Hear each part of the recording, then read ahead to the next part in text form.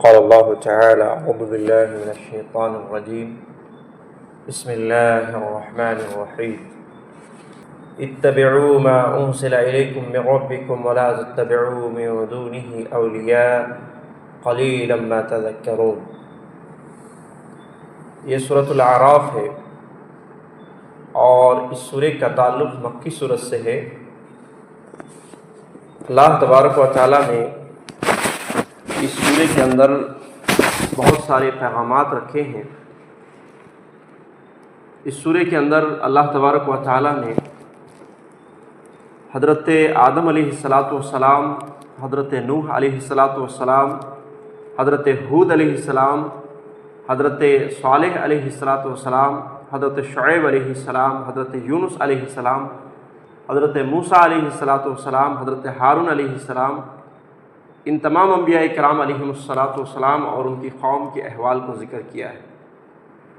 اور تمام قوموں کے اندر اگر ہم جھانکے دیکھیں تو بہت ساری عبرت کی چیز ہے، بہت ساری پیغامات موجود ہیں۔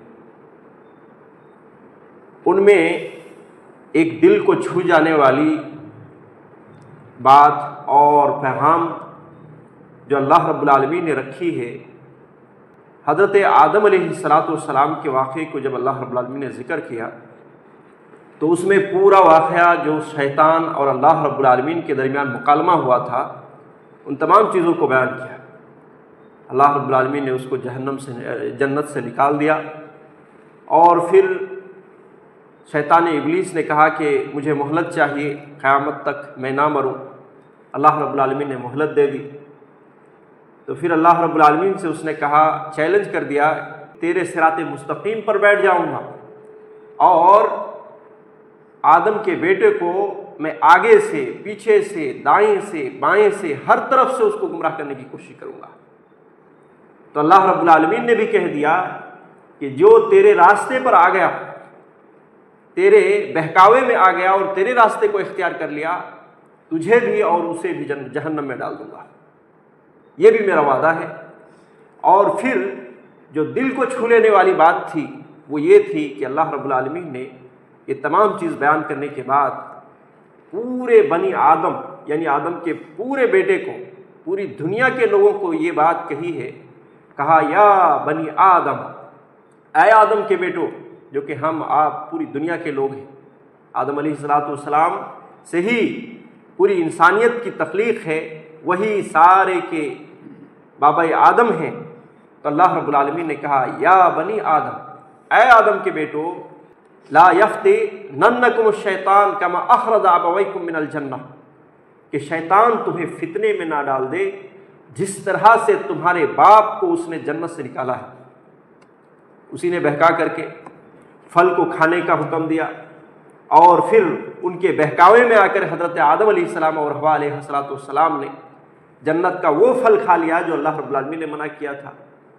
تو اللہ رب العالمین کہتا ہے کہ تمہیں شیطان فتنے میں نہ ڈال دے، کما اخرج ابویکم من الجنۃ، جس طرح سے تمہارے باپ آدم علیہ السلام اور حوا علیہ السلام، تمہارے ماں باپ دونوں کو جنت سے نکلوایا تھا۔ ينزع عنہما لباسہما لیواریہما سوآتہما، اور اس نے تمہارے ماں باپ یعنی آدم اور حوا علیہ السلام کو کیا کیا تھا؟ ننگا کر دیا تاکہ اس کے ستر کھل جائیں۔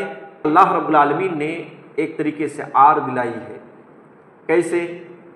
جیسے ہمارے باپ، اب اپنے باپ پر آ جائیے سمجھنے کے لیے کہ اپنے باپ کو کوئی اگر اپنے ہی گھر سے نکال دے، آپ ہی کے گھر سے نکال دے، گھر سے بے گھر کر دے، ظلم کرے اس کے اوپر، اور ساتھ ہی ساتھ آپ کے ابا کو ننگا کر دے، تو کیا خیال ہے آپ ایسے شخص سے کبھی دوستی کریں گے؟ کبھی ایسے شخص سے ملاقات کرنا پسند کریں گے؟ کبھی ایسے شخص سے لین دین کا معاملہ کرنا پسند کریں گے؟ کبھی ایسے شخص سے کسی بھی طرح کا تعلق رکھنا پسند کریں گے؟ ہرگز نہیں ہو سکتا۔ یہ ہمارے جو پڑوس ہیں، ہمارے جو جاننے والے ہیں، جن سے ہماری دشمنی ہو جاتی ہے، وہ بڑے دشمن نہیں ہیں۔ قرآن مجید میں اللہ رب العالمین نے کھلم کھلا جس کو دشمن کہا ہے وہ ابلیس ہے، شیطان ہے۔ تو اللہ رب العالمین نے یہاں بہت بڑا پیغام دیا ہے، اور ہماری زندگی کو ایک موڑ سے دوسرے موڑ اور صراط مستقیم پر لانے کے لیے اتنی ہی سی بات کافی ہے کہ اللہ رب العالمین نے جو بیان کر دیا ہے کہ تمہیں بھی نہ فتنے میں ڈال دے، تمہیں بھی بہکا نہ دے، جس طرح سے تمہارے باپ کو جس نے ننگا کیا، تمہارے باپ کو جس نے جنت سے نکلوا دیا، گھر سے بے گھر کر دیا، یہ بات کہہ کر کے ہم تمام انسانوں کی آنکھوں اور دلوں کو کھولنے کے لیے کافی ہے۔ اور اس کے باوجود ہم کیا کرتے ہیں؟ اللہ رب العالمین کے راستے کو جانتے بوجھتے چھوڑتے ہیں، اور اس راستے کو اختیار کرتے ہیں جو شیطان کا ہے، اس راستے کو اختیار کرتے ہیں جو شیطان کا ہے، چاہے وہ اخلاق کا معاملہ ہو، چاہے وہ عبادات کا معاملہ ہو، چاہے وہ دیگر کسی بھی چیز کا معاملہ ہو۔ ہمارے اکثر و بیشتر حال یہی ہے کہ شیطان والا راستہ ہم چنتے ہیں اور اللہ اور اس کے رسول والا راستہ کو چھوڑ دیتے ہیں۔ اس کے بعد اس سورے میں اگر پیغام دیکھا جائے تو ایسی صورت میں اس بات کو بھی اللہ رب العالمین نے ذکر کیا ہے کہ قیامت کا دن حق ہے، اس میں کوئی شبہ نہیں، اور اس دن اللہ رب العالمین تمام انسانوں کے نیکی اور بدی دونوں کو تولے گا۔ کہا والوزن یومئذ الحق، کہ قیامت کے دن وزن کرنا، میزان قائم کرنا، یہ بات حق ہے۔ فمن ثقلت موازینہ، جس شخص کا وزن نیکیوں کا بھاری ہو جائے گا، فاولئک هم المفلحون، ایسے ہی آدمی کامیاب ہونے والا ہے۔ اور کہا کہ ومن خفت موازینہ، جس شخص کے گناہ کا پلڑا بھاری ہو جائے گا اور نیکی کا پلڑا ہلکا ہو جائے گا، فاولئک هم الذین خسروا انفسهم، یہی وہ لوگ ہیں جو اپنے آپ کو خسارے میں ڈالنے والے ہیں۔ تو یہاں بھی بہت بڑا پیغام ہے کہ اللہ رب العالمین جب ہماری نیکی اور بدی دونوں کو تولے گا اور دونوں سے دیکھے گا کہ نیکی جس کا بھاری وہ کامیاب، اور نیکی جس کا ہلکا اور گناہ بھاری، تو ایسی صورت میں ناکام۔ تو ہم اپنے آپ کا جائزہ لیں کہ ہم دن میں ہماری زندگی، ہماری راتیں، ہمارے دن کس طرح سے گزرتے ہیں، کیا نیکی اس میں زیادہ ہے یا یہ کہ نافرمانی زیادہ ہے، گناہ کے کام زیادہ ہے؟ لہذا اگر ایسا ہے تو اسی صورت میں اپنے آپ کو بدلنے کی ضرورت ہے، اور کوشش کرنی ہے کہ ہماری ہر شام، ہر صبح، ہر دن، ہر رات اللہ رب العالمین کی عبادت و اطاعت میں زندگی گزرے، اور اس طرح کی چیزوں سے اپنے آپ کو اور اپنی زندگی کو دور رکھنے کی کوشش کریں جو آخرت کو ہماری خراب کرنے والی۔ اس کے بعد اللہ رب العالمین نے اس بات کو بھی ذکر کیا کہ قل انما حرم ربی الفواحش ما ظہر منها وما بطن، کہ اللہ رب العالمین کہہ رہا ہے کہ اے نبی آپ کہہ دیجئے کیا کہ ہر وہ چیز جو فحش کام ہے، برائی کے کام ہیں، چاہے وہ ظاہری ہو یا یہ کہ باطنی ہو، ظاہری طور پر دکھ رہا ہے وہ چیز ہو یا یہ کہ چھپا ہوا ہو باطنی طور پر ہے، ہر وہ فحش کام اللہ رب العالمین نے کیا کیا؟ حرم ربی، میرے رب نے اس کو حرام کر دیا۔ تو اللہ رب العالمین نے جن باتوں کو حرام کیا ہے، تو اس آیت کریمہ میں یہ سمجھ سکتے ہیں کہ کسی بھی ایسے کام کو اللہ رب العالمین نے حرام نہیں کیا جو ہمارے لیے فائدے کی چیز ہو۔ ہر وہ کام جو ہمارے لیے نقصان دہ ہو، چاہے جسمانی اعتبار سے، ایمانی اعتبار سے، دینی اعتبار سے، دنیاوی اعتبار سے، ایسے ہی چیز کو اللہ رب العالمین نے حرام کر دیا ہے، اور ایسی چیز کو ہمیں نہیں کرنی چاہیے۔ اس کے بعد اللہ رب العالمین نے اس بات کو ذکر کیا ہے کہ نبی صلی اللہ علیہ وسلم کو پوری دنیا کے لیے بھیجا گیا تھا۔ اس کے بعد اللہ رب العالمین نے دو عہد کو ذکر کیا۔ ایک عہد جو اللہ رب العالمین نے آدم علیہ الصلوۃ والسلام کو پیدا کرنے کے بعد ان کی ذریت کو نکالا تھا، اور پوری ذریت، ہم آپ پوری دنیا کے لوگ آدم علیہ الصلوۃ والسلام کے سامنے اور اللہ رب العالمین کے سامنے موجود تھے۔ اس وقت اللہ رب العالمین نے ایک عہد لیا تھا تمام انسانوں سے۔ کیا عہد تھا؟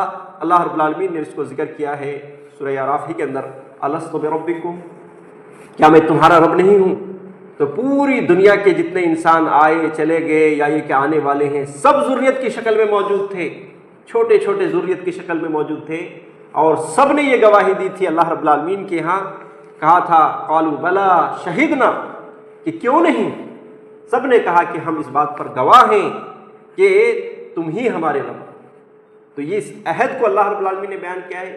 دوسری ایک عہد اللہ رب العالمین نے اسی وقت تمام انبیاء سے لیا تھا، اس چیز کا بھی اللہ رب العالمین نے سورہ اعراف کا ذکر کیا ہے، اور وہ کیا تھا کہ کسی کو بھی میں نبی بنا کر کے بھیجوں، ان کو کتاب دوں، نبوت کے ساتھ ساتھ رسالت دے دوں، اور ان کی ہی ابھی نبوت چل رہی ہو لیکن میں ایک نبی کو بھیجنے والا ہوں، اگر وہ ان کی زندگی میں آ جائے اور ان کی کتابوں کی تصدیق کرے تو ایسی صورت میں کوئی بھی نبی ہو، چاہے ابراہیم علیہ السلام ہو، موسیٰ علیہ السلام ہو، عیسیٰ علیہ السلام ہو، کوئی بھی نبی ہو، اس کو بھی ایمان لانا اور اس کی مدد کرنا ضروری ہے۔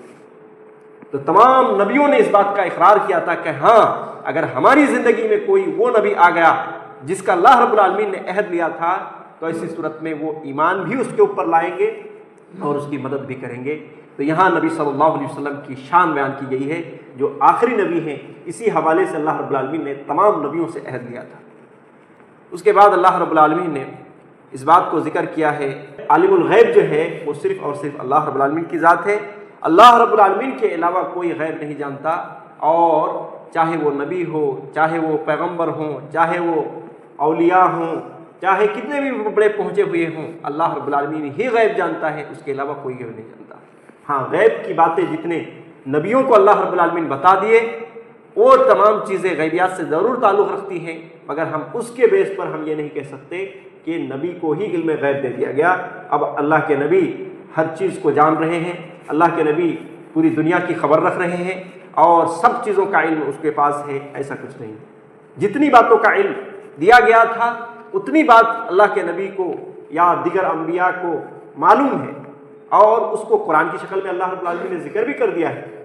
بہرحال یہاں اللہ رب العالمین نے کیا کہا، قُل لَا أَمْلِكُ لِنَفْسِي نَفْعًا وَلَا ضَرًّا، اے نبی آپ کہہ دو کہ میں خود نفع نقصان کا مالک نہیں ہوں، إِلَّا مَا شَاءَ اللَّهُ، مگر جتنا اللہ رب العالمین چاہے، وَلَوْ كُنْتُ عَالَمُ الْغَيْبَ لَاسْتَكْثَرْتُ، اور اگر میں غیب کی بات جانتا تو ایسی صورت میں بہت ساری بھلائی کو میں جمع کر لیتا، من خیر وما مسنی السوء، اور مجھے کوئی تکلیف ہی نہیں پہنچتی۔ اللہ کے نبی صلی اللہ علیہ وسلم سے کہلوایا جا رہا ہے کہ اگر غیب کی باتیں میں جانتا تو ایسی صورت میں میں بہت ساری بھلائی کو جمع کر لیتا اور مجھے کوئی تکلیف ہی نہیں پہنچتی۔ لیکن نبی صلی اللہ علیہ وسلم کی زندگی کے دیکھیے کہ ہر قدم قدم پر تکلیفیں بھری ہوئی ہے، صبر بھرا ہوا ہے، ہر آئے نہ آئے دن جو ہے نبی کو تکلیف دی جا رہی تھی۔ یہ زندگی نبی کی تھی، لیکن نبی سے کہلوایا گیا کہ اگر غیب کا علم جانتے اللہ کے نبی صلی اللہ علیہ وسلم، مثلا اللہ کے نبی صلی اللہ علیہ وسلم پہلے ہی معلوم ہو جاتا کہ طائف میں جو جا رہا ہوں وہاں پہ ایک بھی آدمی ایمان نہیں لائیں گے بلکہ پتھر برسائیں گے، تو ہمارے نبی جاتے نہیں جاتے۔